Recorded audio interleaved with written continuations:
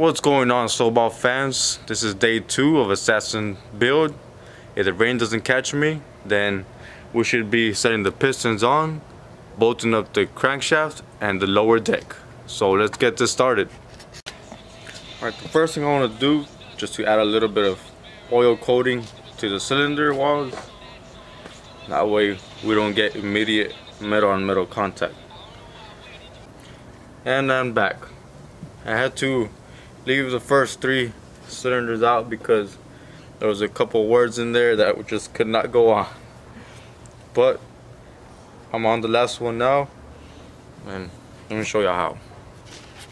Well, let me not show y'all how, because y'all probably already know how, but just to see, just to show. Hey, where'd you go?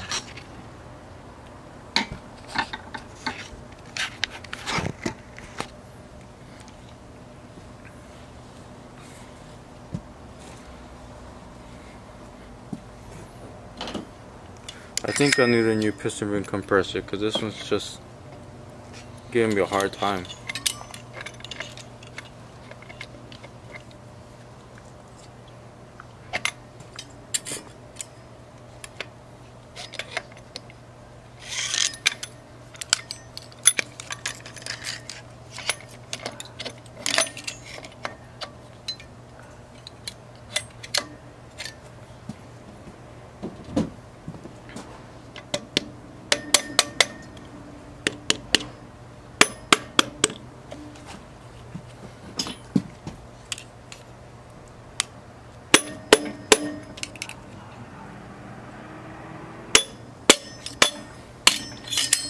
And voila, finally they're got done.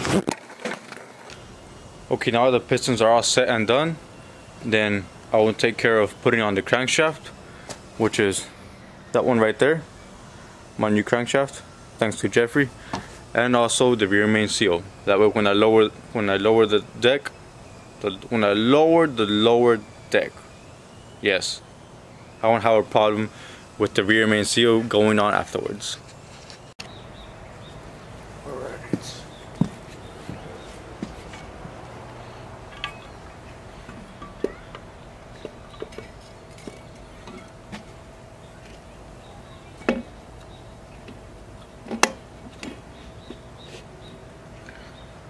Okay,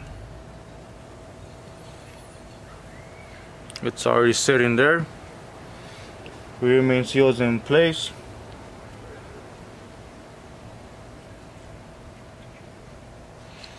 So then that way for the next time when I put the lower deck, I won't have a problem with the rear main seal. It's already set. There should be hopefully no leaks. Now if you go with some aftermarket pistons or rods actually, or same, whenever you're gonna put the rods on, they should have a little number, which I'm not sure if you can get a focus there. You see the little number on the cap. That number on the cap should match the same number that's on the rod cap here. There's a number there also. So for example, this one says 0055. This one says 0055 also. So you know that this is the pair and they belong together. Now just start setting them on. This one's 0066, 0066, 0054, 0054, and 86.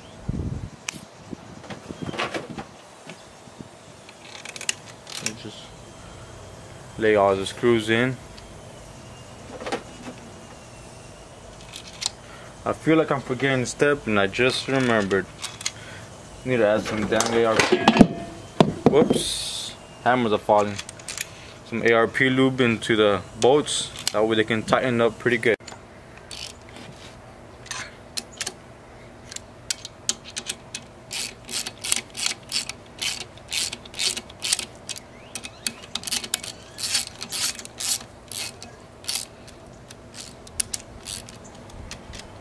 Just a little hand tighten for now.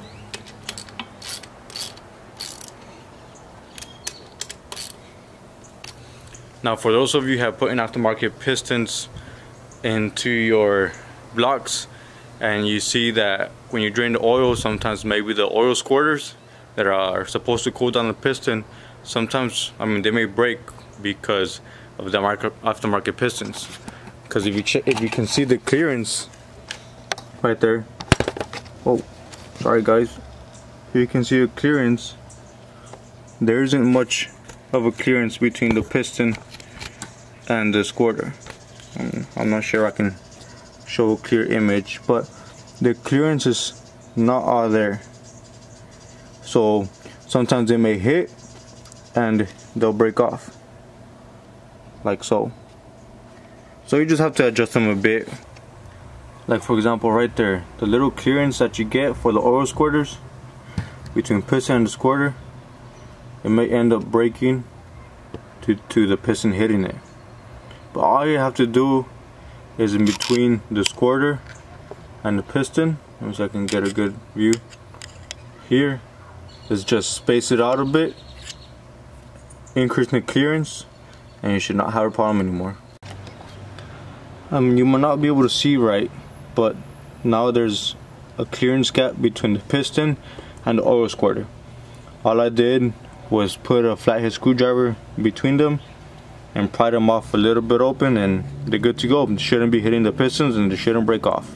Okay guys, so basically this is how the engine's gonna look for today. It's got the lower deck bolted on, just a couple of bolts, about 6, just to tighten it up, and then let the silicone dry up and cut it off, that way it can look clean. But other than that, the lower deck's been bolted on, the pistons were installed, and the oil squirters were adjusted for clearance so they wouldn't hit, as well as the thermostat housing and the oil feed port for the turbocharger. So that's basically how it's going to be set for today. Come next week, within the following week, I am gonna post the next video, which would be the head. It's gonna be applied on with the head gasket, of course. Then I might as well also do the timing while I'm at it. And since the head and the block are gonna be together, might as well set up the timing, show y'all how the timing is set, because I haven't really seen any videos that I've looked for before on how to set a timing on an Ecotec engine, or I guess you can say more on the LNF platform. So I'll be setting the timing on that too, show y'all, and post it up for y'all to see. But other than that, I hope y'all enjoyed the video. I mean, I know I probably sounded a little boring, maybe monotone, but I still hope y'all enjoyed it a bit, if any. And I'm sure as I progress, I can maybe get better at this, get better at showing y'all. That way I won't sound so boring or so monotone, because that's the way I think I sound. I'm not too sure, but hope y'all like, subscribe if you haven't already subscribed, or subscribe if you want to see the build progress, and hope to see y'all next time.